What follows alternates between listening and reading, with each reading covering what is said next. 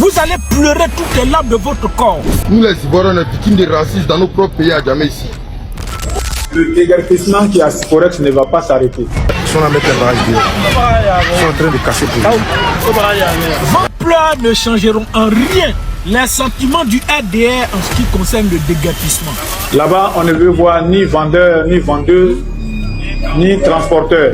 On ne veut voir personne là-bas parce qu'il y a des projets qui doivent sortir là-bas. Et cette logique-là, c'est d'arracher vos terres pour les donner aux multinationales. Et le déguerpissement qui se fait, ça concerne tout Yopougon. Il faut qu'on soit très clair. C'est de prendre vos affaires et de quitter les lieux. Nous ne sommes pas en train de nous amuser. Parce que si vous revenez, ce sera vos risques et périls. Celles qui sont revenues le lendemain, elles ont vu ce qui s'est passé sur le terrain.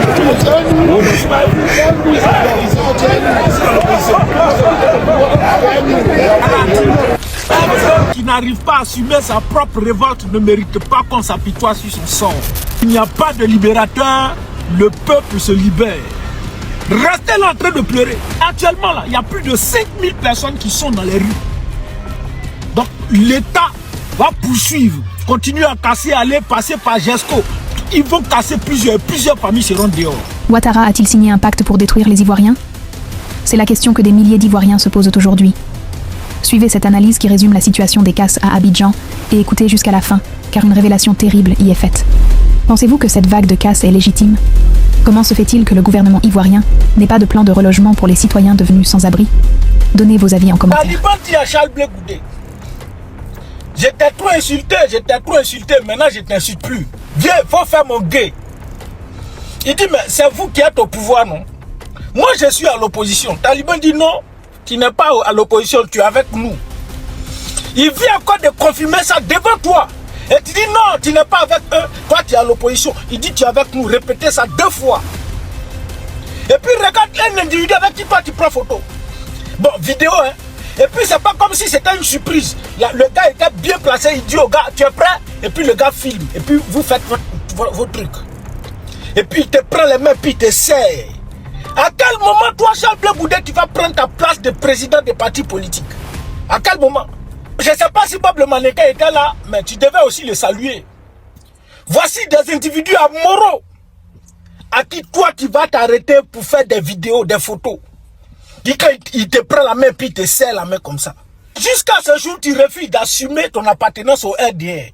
Mais je ne sais pas pourquoi ceux qui sont les pro-Ouattara, qui sont au RDR, là, vous refusez chaque fois d'assumer votre appartenance au RDR. Comme si le RDR était un site porno. C'est un site porno, tu ne vas jamais croiser quelqu'un qui va te dire, moi je regarde porno, jamais de la vie. Mais quand tu vas sur les sites là, c'est 2 millions de vues, 20 millions de vues, 30 millions de vues. Qui regarde ça? Il n'y a pas quelqu'un qui va s'afficher être militant du RDR. Vous tous, vous reculez. Et pourtant, derrière, vous mangez, vous êtes avec eux au sens propre comme au sens figuré. Regarde comment tu te réduis. Quelqu'un qui t'a appelé à avoir une bonne carrière politique pour de l'argent. Regarde comment tu es devenu aujourd'hui. Et tu es en train de te justifier à une chose. Taliban Choco. Non, moi je suis de l'opposition. Tu es de quelle opposition? Faut pas te plaindre aussi comme contre Taliban Choco. Parce qu'il dit que tu es avec eux. Pas de plainte aussi. Pas de plainte contre Taliban Choco. C'est à certains jeunes que vous pouvez manipuler. Mais nous là, vous ne pouvez pas nous manipuler sur votre position. Si tout ce que tu es en train de faire là, c'est pour avoir l'empathie des militaires du RDR, tu as tiré à terre. Parce que eux là, ils sont déjà programmés. Ado ou rien, si tu veux, faut tout faire. Ce que tu es en train de faire là, eux ils se réjouissent. Va voir dans les commentaires, ils sont contents, oui. Mais fais une petite erreur. Ils vont te recadrer, ils vont te remettre à ta place. Eux là, ils sont programmés, c'est à vie. Regarde cette photo là. Quelqu'un casse sa maison, puis elle est en t-shirt de ado. Ils sont programmés, tu peux rien créer, vieux. Devant nous tous, que Charles Blé Goudé est avec nous au sens propre, comme au sens figuré. On a vu Blé aller dans tous les sens. Charles Blé Goudé était énervé. Lui va porter plainte, il va porter plainte jusqu'à ce jour. Aucune plainte émanant de Charles Blé Goudé à l'encontre de Bakongo. Et pourtant, c'était une diffamation. S'il estime véritablement qu'il n'est pas du RHDP et qu'on vient lui dire qu'il est du RHDP, qu'il se voit les jours, la nuit, tout, c'est une diffamation. On n'a pas vu la plainte de Charles Blé Goudé. Mais Charles Blé Goudé était capable de porter plainte contre un avatar, si c'est sain. Charles Blé un individu qui a juste mis un commentaire. Il a porté plainte et l'individu jusqu'à ce jour figure en prison. Mais les propos de Bakongo là, ça tient toujours. Et lorsqu'on est venu, vraiment ça n'a pas été possible qu'ils puissent nous héberger parce que nous on a été vidés par les bailleurs dans notre maison.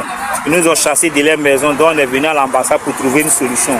Mais hélas, on n'a pas eu de solution. Ils nous ont dit de rester dehors jusqu'à lundi. Donc nous voici dehors. Vos pleurs ne changeront en rien les sentiments du RDR en ce qui concerne le déguerpissement. Vous allez pleurer toutes les larmes de votre corps. Vous allez vous agiter, faire des vidéos comme vous voulez. Si vous voulez porter des images, des t-shirts à l'effigie de Draman, ça ne va pas changer leur position. Parce que eux là, ils sont dans une logique. Et cette logique là, c'est d'arracher vos terres pour les donner aux multinationales. Et le RDR m'a donné raison. Le gouvernement du RDR a envoyé l'un de ses bras séculiers. Venez nous dire que concernant les casses de vos maisons, vos marchés et autres là, et ils ne comptent pas s'arrêter là. Et ils iront encore plus loin. La deuxième chose, le déguerpissement qui est à Siporex ne va pas s'arrêter. Là-bas, on ne veut voir ni vendeur, ni vendeuse, ni transporteur. On ne veut voir personne là-bas parce qu'il y a des projets qui doivent sortir là-bas. Et le déguerpissement qui se fait, ça concerne tout Yopougon. Mais il fallait commencer quelque part, c'est pour ça qu'on a commencé à Siporex. Vous vous souvenez, dans son temps, on vous avait donné 1 hectare. On vous avait donné 1 hectare vers Amandji. On avait même arrangé l'espace pour vous, on vous a demandé de partir. Pour quelle raison vous n'êtes pas parti, Dieu seul sait. Et là où nous sommes arrivés, il faut qu'on soit très clair, c'est de prendre vos affaires et de quitter les lieux. À l'époque, nous avons 42 marchés. C'est à vous de vous organiser pour intégrer ces différents marchés. Le temps que le marché de Goro de détail qui est à Gesco finisse et que donc vous puissiez intégrer donc ce marché. Et l'espace de Siporex, là on est au regret de vous dire qu'on ne va permettre à aucun commerçant donc de se réinstaller là-bas. Voilà. Là, à ce niveau-là, il n'y a pas de dialogue direct sur cette question, il n'y a pas de pardon à ce niveau. Ce que nous vous demandons, c'est d'intégrer les autres marchés. Il y en a 42. Organisez-vous. Vous avez 10 présidents. Voyez vos différents présidents et puis intégrer les différents espaces. C'est ce que je peux vous dire ce matin. Ouais, nous sommes là-bas. Quand nous allons finir là-bas, nous allons attaquer le sable. Le sable, nous allons aller jusqu'à Santé. On va sortir notre tête à comment on appelle ça, au palais de justice. On va aller jusqu'à Niangon, c'est tout le point qui est concerné. Aujourd'hui, quand on finit Siporex, on va jusqu'à la BAE. Donc, c'est pas un petit boulot que nous sommes en train de faire. Donc, vous êtes nos soeurs, vous êtes nos mamans. On n'a pas envie de détruire vos marchandises. Parce que ce qui se passe quand j'ai écouté la porte-parole, vous nous voyez travailler. On vient, on vous dit quitter. Et le lendemain, vous avez le courage de revenir. Comme si nous étions en train de nous amuser. Et nous ne sommes pas en train de nous amuser. Quand vous regardez toutes ces forces de police qui sont déployées, vous regardez tous ces agents qu'on a déployés, nous-mêmes les directeurs de ces terrains, vous devez comprendre que c'est l'état de corps qui est en train de travailler. Parce que si vous revenez, ce sera vos risques et périls. Celles qui sont revenues le lendemain, elles ont vu ce qui s'est passé sur le terrain. Vous avez écouté. Ça, c'est un gouvernement qui a sentiment. Eux, là, ils disent n'ont pas sentiment. Et ils sont en train de poursuivre. Il y a plusieurs quartiers qui seront victimes. Est-ce que ça, là, ce qu'ils sont en train de faire, là, c'est à cause des pluies diluviennes? Non, c'est pas à cause des pluies diluviennes. Eux seuls savent pourquoi ils sont en train de faire ça. Mais ils utilisent les pluies diluviennes pour faire ça. Comme prétexte pour casser vos maisons. Ils n'ont pas sentiment. Donc vos pleurs, vos vidéos, vous faites tout, il y a d'autres qui deviennent des Spider-Man en train de grimper sol, sur les tôles. Il y a d'autres qui disent non, mais menstrues sont venus. Ça pleut ici, ça ne changera rien. Thomas Isidore Sankara a dit, un peuple qui n'arrive pas à assumer sa propre révolte ne mérite pas qu'on s'apitoie sur son sort.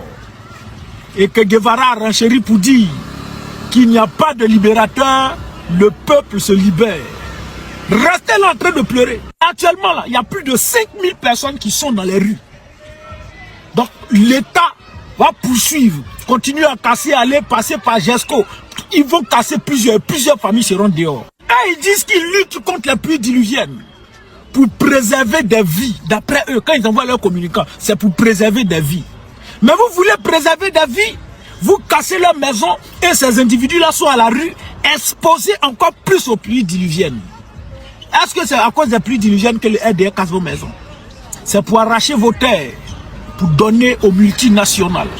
Et vous, les militants du RDR, après ça, vous venez acclamer. Tout ce que vos pleurs là, moi, ça ne me dit rien. Je ne peux pas avoir pitié de RDR. Et même ce qu'ils sont en train de faire là, quand vous réunissez sous des bâches, vous distribuez 5 000, 5 000, 5 000. Vous les mêmes alliés sortis encore, Ado fort. Babo nous agace, Babo n'est pas un bon président, Babo est ceci, Babo est cela. Donc, ce que vous vivez là, ça ne nous dit rien les frères. Vous allez tout subir. 80% de tous les magasins que vous voyez à Djamé, ces magasins que vous voyez là, c'est pas pour des Ivoiriens. C'est pas pour des Ivoiriens. Ça ne veut pas malgré c'est pour un étranger. Hein. Mais ces étrangers là, quand ils veulent aider des personnes là, c'est les frères. Nous on connaît nos métiers, c'est pas maintenant à Djamé. Enfin à Djamé, le magasin, c'était les 5 millions, les 2 millions. Depuis ceux-là, ils sont venus ici là. Le magasin est devenu 60 millions. Comme la bonne amie. On est là où ça. En tout cas, on vous parle, hein, c'est vous qui êtes nos dirigeants. Sinon, on a un problème, ça va pour nous, c'est vers vous, nous, on se dirige. Alors, on a besoin de magasins pour Bara Djamé. Voilà, il n'y a pas 30 millions, il n'y a pas 40 millions, il n'y a pas 50 millions. On est racistes. Nous, les Ivoiriens, on est victimes de racistes dans nos propres pays à Djamé ici. Les Ivoiriens sont victimes de racistes. Les Amchas maudits, les petits bêtes qui sont là, ces jours, dans nos propres pays, ces jours, dans là-bas, nous. Les Sénégalais maudits qu'on ne peut pas faire les trucs chez nous, c'est eux qui nous font ça ici. Pourquoi vous avez réveillé? Vous avez écouté la vidéo de ce jeune. Je sais qu'il a dit des gros mots dedans, mais vous savez, à Djamé, les gens ont leur façon de s'exprimer. Voilà. Il dit son ras-le-bol et son mécontentement. Je pense que il a dit quelque chose qui est vrai. Il a dit, depuis que ceux-là sont venus au pouvoir, là, magasin est 50 millions, 40 millions, 60 millions. Nous, on a enlevé ça où? Ce n'est pas magasin seulement. Ils ont envoyé ça sur nos terres. Voilà. Ils ont arraché la terre des Ivoiriens et ils ont mis ça en vente aux enchères. Et comme eux, ils se promènent en solidarité, alors ils payent les terrains à 1 milliard. C'est-à-dire que 13 villes aujourd'hui, là, ça appartient aux Sénégalais. C'est pas mauvais parce qu'ils font les business, ils sont pas dans la politique. Mais les autres qui sont dans la politique, là, vous les avez accompagnés, vous les avez au pouvoir, vous les avez tout donné en disant que vous étiez ensemble, vous étiez des frères, que vous étiez musulmans et que nous on était les Korobala ou bien les Bousmani. Aujourd'hui, la vérité est en train de vous rattraper. Parce que ceux que vous avez pensé que comme vous étiez ensemble musulmans, voilà pourquoi ils vous soutenaient. Aujourd'hui, ils ont eu le pouvoir et ils vous ont écarté. Aujourd'hui, ils ont l'argent. L'argent qu'ils ont là, vous ne pouvez pas avoir ça. C'est pas amusement. Toi, tu es là. C'est combien l'État de Côte d'Ivoire peut te prêter et puis toi, tu allais payer magasin ou bien tu as loué magasin 200 millions. Tu as fait comment? On dit pas de porte seulement, c'est 32 millions. Avant magasin, 5 millions, 10 millions. Pas de porte 32 millions. Pas de porte là. C'est l'un cadeau que tu donnes. Parce que le gars qui t'envoie là, ils vont pas te donner. Ils vont te mettre en match jusqu'à... Ça peut pas aller quelque part. Mais aujourd'hui là, nous tous, on est dans la même situation. Vous avez aidé des étrangers à venir au pouvoir. Aujourd'hui, regardez, le 4e mandat, en quoi est-ce que vous avez gagné quelque chose? D'abord, laissons le 4e mandat. Allons au 3e mandat. Vous avez coupé tête des gens. Déjà les enfants des gens. Mais dites-moi, le 3e mandat là, qui a gagné quoi dedans? Vous avez fait la même chose en Ayo. En Ayo là, ils n'ont jamais arrêté. Ceux qui ont fait, qui ont déjà nos sœurs femmes enceintes là. Ils n'ont jamais arrêté qui que ce soit. Vous allez voir, quand les élections vont approcher en 2030, ils vont aller dire aux gens à la télévision que oui, on a arrêté les gens, on les a déjà jugés, ça fait 1 mois. C'est-à-dire que 5 ans après. Parce qu'ils ont besoin que les gens se disent que oui, il n'y a pas d'impunité en Côte d'Ivoire pour les gens du RDR. Seuls les moutons, les idiots peuvent croire en ça. Vous les avez soutenus, bec et ongle, au péril de votre vie. Vous avez divisé la Côte d'Ivoire, humilié vos frères du Sud quand vous avez pris le pouvoir. Aujourd'hui, le pouvoir est dans votre main. Mais le pouvoir n'est pas au nord, c'est plutôt au nord de la Côte d'Ivoire. Et ça, toute votre vie, vous allez regretter ça. Vous allez regretter ça amèrement. Parce que là où tu es en train de parler là, C'est à Ouattara tu t'adresses. Tu vas finir en prison. Vous avez vu Nicolas Pépé. Il a dit qu'il y a des étrangers de l'équipe nationale là. Ils n'ont rien à voir à la Côte d'Ivoire. Directement, ils l'ont interdit. C'est parce que l'affaire a fait tellement de bruit qu'ils étaient obligés de l'appeler. La honte de ça là. Ils étaient obligés de l'appeler parce que c'était trop visible. Aujourd'hui là, toi tu es en train de parler. Mais demain là, la PLCC va t'attraper pour apologie ou du terreau ou bien pour division. Vous avez vu Guy Donatien. Ils l'ont mis en prison pour 30 ans. Il n'a pas déjà qui que ce soit. Il n'a pas insulté qui que ce soit. Il a seulement dit que les gens là, ils ont leur école à part. Ils ont leur mosquée à part. Ils ont leur chambre de commerce à part. La seule chose qui leur reste, c'est d'être président. Et puis, ils vont nous mettre au chaos. Mais vous avez continué à les suivre. Vous avez continué à dire à vos frères, vos soeurs. Vous n'avez même pas compris que le combat que le président Gbagbo Laurent menait, et puis nous, on le suivait là. C'était pour nous tous. Parce que quand Gbagbo était là, toi-même, tu l'as dit. Le magasin était 5 millions. Même 5 millions, là, les gens disaient, ah, tiens, c'est trop cher. Ceux qui prenaient le magasin 5 millions, c'était les durs. 10 millions, c'était les durs. Moi, aujourd'hui, là, on vous parle de 100 millions. 300 millions. Qu'est-ce qui n'a pas marché? La Côte d'Ivoire s'est déplacée pour venir en Europe. Qu'est-ce qui n'a pas marché? Pourquoi est-ce que la vie est devenue comme ça en Côte d'Ivoire? C'est parce qu'ils sont en train de faire une Côte d'Ivoire sans les Ivoiriens. Alors que nulle part au monde, on peut construire un pays sans ses autochtones. Nulle part. À part Dubaï, même Dubaï même.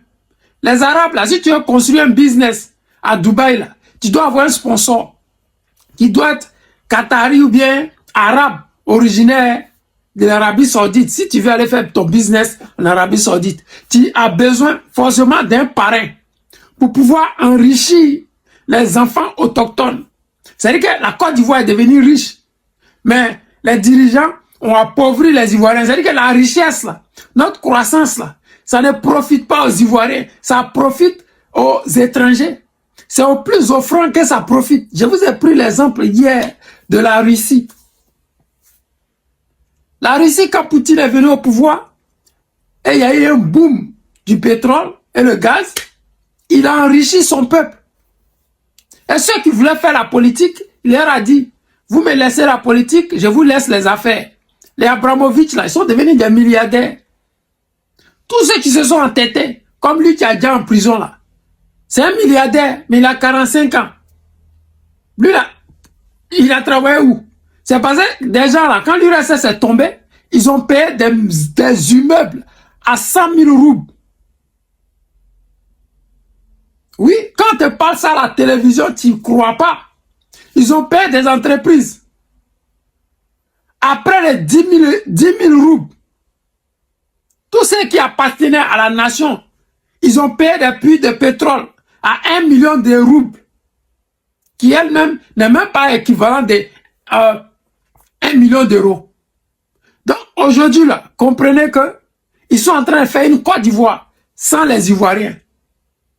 Parce qu'ils n'ont pas besoin de nous. C'est des étrangers. Pourquoi veut-il qu'ils puissent donner l'opportunité à des Ivoiriens de réussir, des gens qui ne les aiment pas? Ils ne vont pas le faire.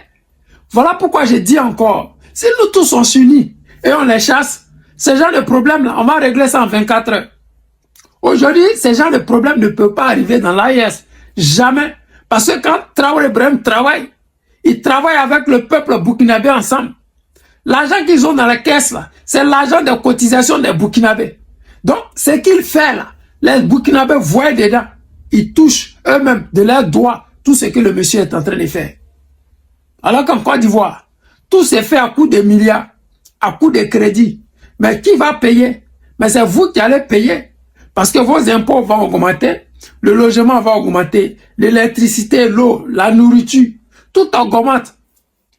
On dit qu'il y a guerre en Ukraine, voilà pourquoi tout a augmenté. Tu n'es pas ukrainien, tu produis pétrole, mais le carburant augmente chez toi.